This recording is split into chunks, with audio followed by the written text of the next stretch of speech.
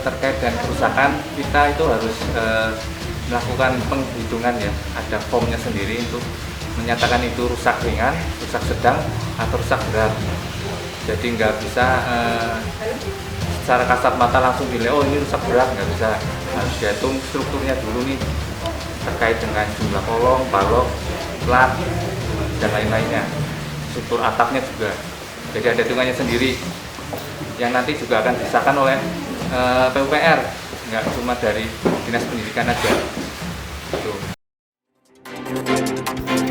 Cilacap terkini. Bangunan SD Impres tahun 80-an perlu rehabilitasi total. Inilah berita selengkapnya. Program Melaku-Melaku Bangun Desa, eksklusif Jurnal Media. Sekolah Dasar Republik Indonesia, khususnya di Kabupaten Cilacap, pada tahun 80-an, 90-an, Presiden saat itu, Presiden Soeharto, menggunakan instruksi Presiden untuk membangun sekolah di seluruh Indonesia. Pada tahun 80-an, sekolah dibangun di seluruh Indonesia dan khususnya di Kabupaten Cilacap. Tahun 80 sampai dengan sekarang di tahun 2021, puluhan tahun sudah sekolahan di Kabupaten Cilacap dan di beberapa wilayah di Indonesia termakan usia dan rusak. Beberapa bangunan mengelupas karena struktur bangunan yang sudah dimakan usia perlu rehabilitasi total, dan di beberapa wilayah di Kabupaten Cilacap ini adalah salah satu contoh sekolah Kecamatan Karangpucung, tepatnya di SD Karangpucung 03. Menurut Kepala Sekolah Kaslam SPD, bangunan di tahun 80-an sejak dia sekolah masih SD sampai dengan lulus, Kaslam merasakan bagaimana sekolah ini sudah termakan usia. Perlu tindak lanjut dan rehabilitasi total. Kontributor Jurnal Media Agus melaporkan dari SD Karangpucung 03, eksklusif Jurnal Media. Perlu komitmen semua pihak, komite sekolah, pemerintah, stakeholder terkait untuk membangun dan membantu SD Impres. Karangpucung 3 ini kurang istilahnya bangunannya masih kurang bagus lah, istilahnya banyak tembok yang laku, kemudian pintu-pintunya juga udah keropos. Itu perlu adanya renovasi atau bila perlu ya diperbaiki ulang lah, untuk biar pembelajaran di sini dapat merasa nyaman. Kemudian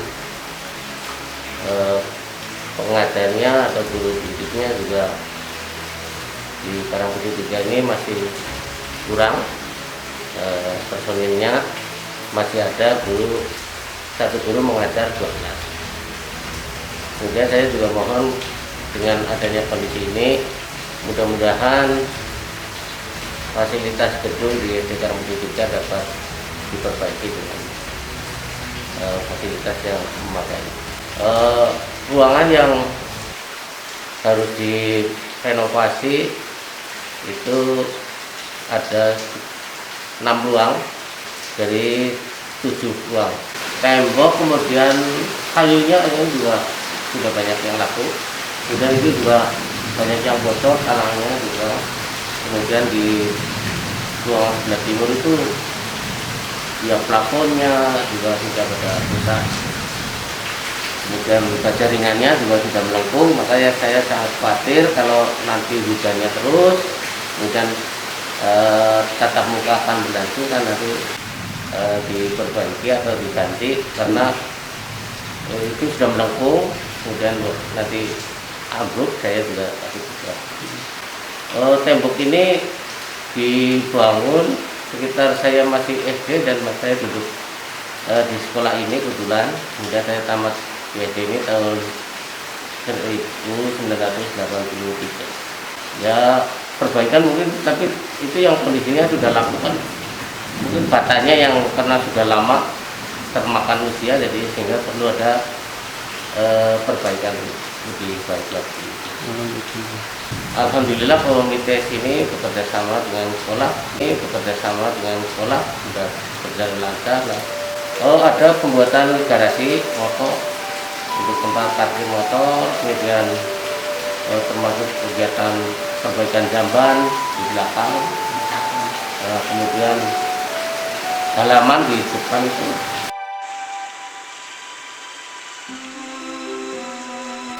Terkait dengan kerusakan, kita itu harus melakukan penghitungan ya, ada formnya sendiri untuk menyatakan itu rusak ringan, rusak sedang, atau rusak berat.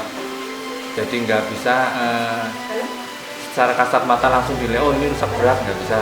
Harus dihitung strukturnya dulu nih, terkait dengan jumlah kolom, balok, plat, dan lain-lainnya. Struktur atapnya juga.